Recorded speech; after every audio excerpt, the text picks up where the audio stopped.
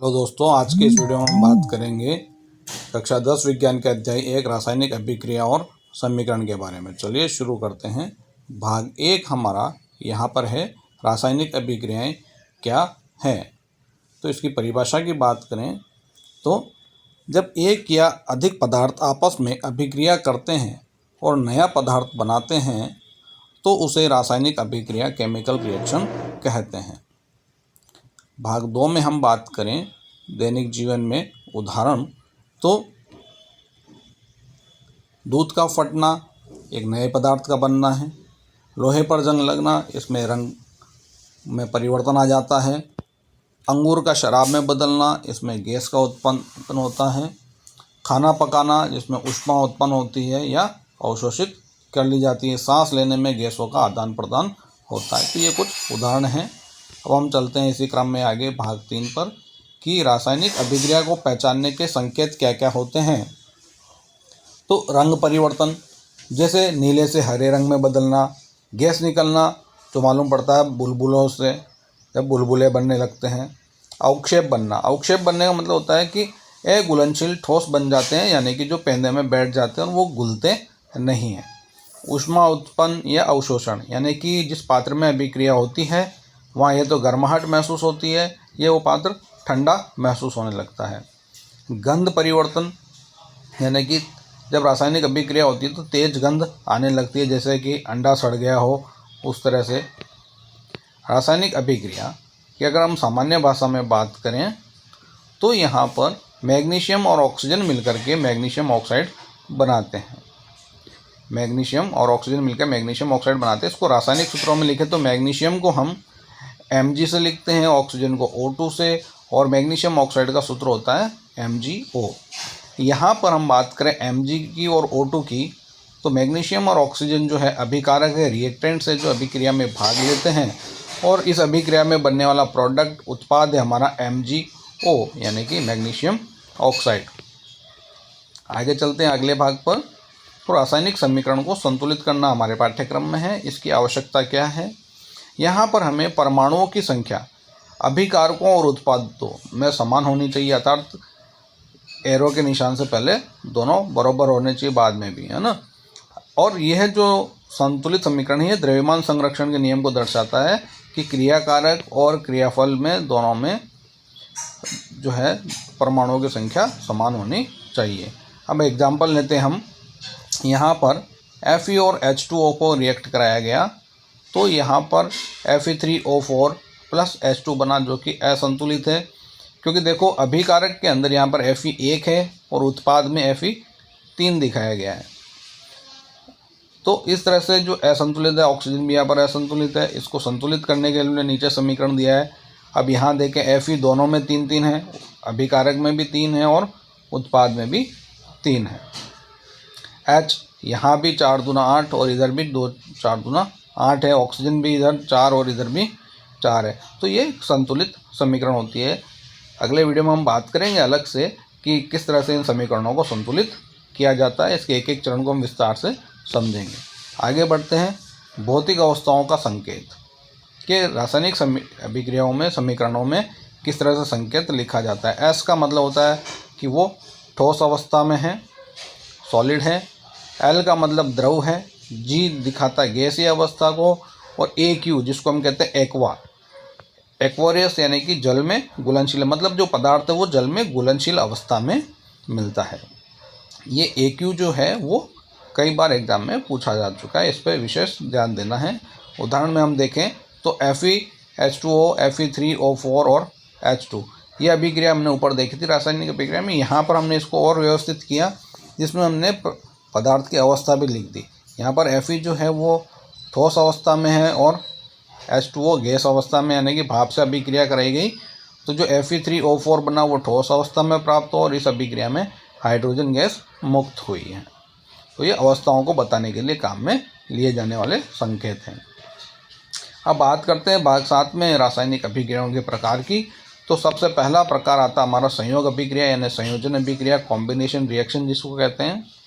जब दो या अधिक पदार्थ मिलकर एक ही उत्पाद बनाते हैं, जैसे CaO और H2O।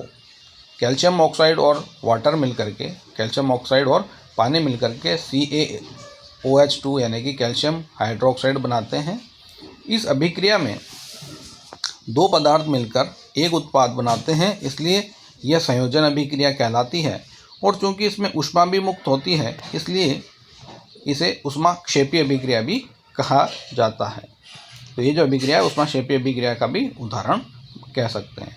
अपघटन अभिक्रिया, इसको डीकम्पोजिशन रिएक्शन कहते हैं, क्या होती है? जब एक यौगिक ऊष्मा, प्रकाश या विद्युत के प्रभाव से टूटकर दो या अधिक नए पदार्थ बनाता है, अपघटन अभिक्रिया कहलाती है। अपघटन अभिक्रिया किसके द्वारा हो रही है, उस आधार पर इसे हम 3 भागों में बांटते हैं: ऊष्मीय अपघटन, प्रकाशीय अपघटन और विद्युत अपघटन। तीनों के हमें अलग अलग उदाहरण याद करने होते हैं। तो देखें, CaCO3 यहाँ पर गर्म करने पर यह CaO कैल्शियम ऑक्साइड और CO2 कार्बन डाइऑक्साइड में टूटता है। ये ऊष्मीय अपघटन का उदाहरण है। प्रकाशीय अपघटन की बात करें तो सिल्वर क्लोराइड AgCl को जब प्रकाश में रखा जाता है तो ये Ag और Cl2 में टूट जाता है। ये अपघटन प्रकाश की उपस्थिति के कारण होता है, इसलिए इसे प्रकाशीय अपघटन कहा जाता है। और जब जल H2O वाटर को, जल को जब विद्युत धारा प्रवाहित करते हैं, करंट प्रवाहित करते हैं, तो वो हाइड्रोजन और ऑक्सीजन में टूट जाता है, H2 और O2 में। तो ये अपघटन जो है विद्युत धारा अपघटन कहलाता है। इसके बाद आता है हमारा विस्थापन अभिक्रिया, डिस्प्लेसमेंट रिएक्शन। इसमें क्या होता है, एक तत्व किसी यौगिक से दूसरे तत्व को हटा देता है और खुद संयुक्त हो जाता है, इसे डिस्प्लेसमेंट रिएक्शन कहते हैं, विस्थापन अभिक्रिया कहते हैं। इसे उदाहरण से समझने का प्रयास करते हैं। जैसे फेरस और कॉपर सल्फेट में रिएक्शन कराया जाता है तो फेरिक जो है, Fe जो है वो Cu को रिप्लेस कर देता है, क्योंकि Fe जो है वो Cu से ज़्यादा क्रियाशील होता है। तो ये Cu को हटा करके और उसकी जगह FeSO4 बन जाता है और Cu पृथक हो जाता है, यानी कि Fe ने इस अभिक्रिया में Cu को विस्थापित कर दिया, इसलिए ये विस्थापन अभिक्रिया कहलाती है। इसके बाद हम बात करें द्विविस्थापन अभिक्रिया, डबल डिस्प्लेसमेंट। तो दो यौगिक आपस में आयनों की अदला बदली करते हैं, मतलब एक का धनायन दूसरे के धनायन से रिप्लेस हो जाता है। जैसे देखें, BaCl2 प्लस Na2SO4 में जब अभिक्रिया कराई जाती है तो जो Ba है वो Na2SO4 के SO4 के साथ जुड़ के अवक्षेप बना लेता है और Na2 और Cl ये मिलकर के NaCl बना लेते हैं। अब यहाँ पर NaCl अलग हो जाता है और BaSO4 जो है अवक्षेप अलग से बनता है और ये ठोस होता है।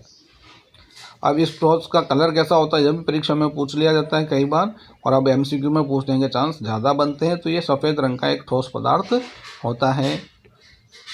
अवक्षेपण अभिक्रिया, प्रिसिपिटेशन रिएक्शन जो है, वहाँ हम बात करें तो जब दो घोल मिलाने पर एक अघुलनशील ठोस बनता है, जिसमें हम अवक्षेपण अभिक्रिया कहते हैं।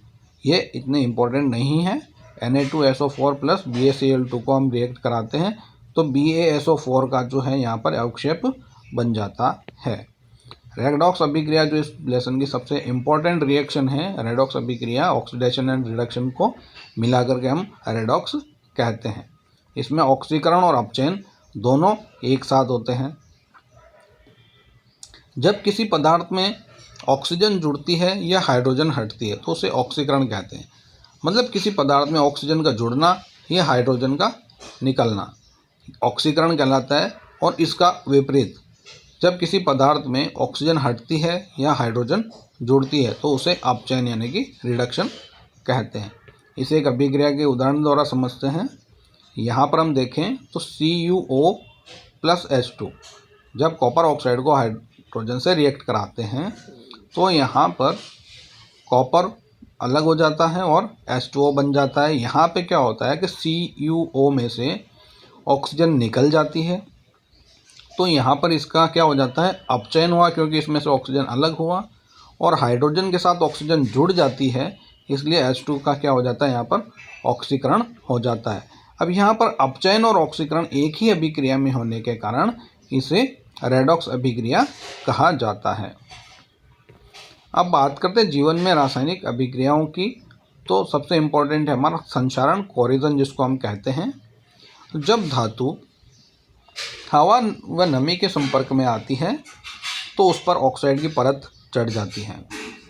उदाहरण के तौर पर हम बात करें तो लोहे पर जंग लगना, यानी कि Fe जो है वो Fe2O3.X में बदल जाता है। तांबे पर जब जंग लगता है, कोरिजन होता है, तो वहाँ पर उस पर हरी परत बन जाती है CuCO3। और चांदी पर जो काली परत होती है वो Ag2S की होती है। ये रासायनिक सूत्र भी हमसे कई बार परीक्षा में पूछ लिए जाते हैं। चलते हैं इसी क्रम में हम आगे। इसमें क्या होता है, धातु कमज़ोर हो जाती है। ठीक है, अब बढ़ते हैं हम आगे इसी में। तो वसायुक्त पदार्थों का ऑक्सीकरण कैसा होता है? तो जब वसा लंबे समय तक हवा के संपर्क में आते हैं तो वो सड़ने लगते हैं और उनकी गंध और स्वाद बदल जाता है। इसे जो है हम क्या कहते हैं, रैंसिडिटी कहते हैं। ये वसायुक्त चर्बीयुक्त जो पदार्थ होते हैं उनमें होते हैं। अब इनसे रोकथाम के उपायों की बात करें तो इनमें एंटीऑक्सीडेंट मिलाया जाता है। नाइट्रोजन गैस जो पैक की जाती है, जैसे जो खाने के जो पैकिंग वाले पदार्थ होते हैं जैसे चिप्स के पैकेट वगैरह, उनमें नाइट्रोजन गैस भरते हैं तो वहाँ पर ये दूसरी गैसेस के संपर्क में नहीं आ पाती और अधिक समय तक ये सुरक्षित रह जाती हैं। इसके बाद बात करें इस चैप्टर की समराइज रूप में हम कि आपको इस चैप्टर में क्या क्या याद करना है। तो सबसे पहला जो पॉइंट है हमारा, रासायनिक अभिक्रिया जो है वो क्या होती है, ऐसी अभिक्रिया जिसमें पदार्थ बदल जाते हैं। संतुलन की बात करें तो परमाणुओं की संख्या बराबर होनी चाहिए जो हमें रासायनिक समीकरण संतुलित करते हैं। उसके बाद अवस्था संकेतों की बात हम करते हैं, जिसमें ठोस को S, द्रव को L, गैस को G और जल में घुलनशील जो अवस्था है उसको AQ के द्वारा दर्शाया जाता है। अभिक्रियाओं की हम बात करें तो संयोजन अभिक्रिया, अपघटन अभिक्रिया, विस्थापन, द्विविस्थापन और रेडॉक्स अभिक्रियाएं देखने को मिलती है। और जीवन में प्रभाव की बात करें तो जंग लगना और सड़ना, तेल का सड़ना, यानी कि जो संक्षारण और रैंसिडिटी जो है विकृत गंधीता जिसे हम कहते हैं। तो ये बहुत ही इम्पोर्टेंट बातें पहले पार्ट में हमें याद रखनी है। इस तरह का वीडियो आप और देखना चाहें जिसमें हम किसी और चैप्टर की समरी को समझें सार रूप में, तो वीडियो को लाइक करके चैनल को सब्सक्राइब कर लें, बेल बटन दबा लें ताकि नोटिफिकेशन अगली वीडियो का जल्दी से मिल पाए। अगला वीडियो आप किस चैप्टर से चाह रहे हैं वो कमेंट बॉक्स में ज़रूर लिखें। सबसे पहले हम उसी का वीडियो आपके सामने लाएंगे। Thanks for watching.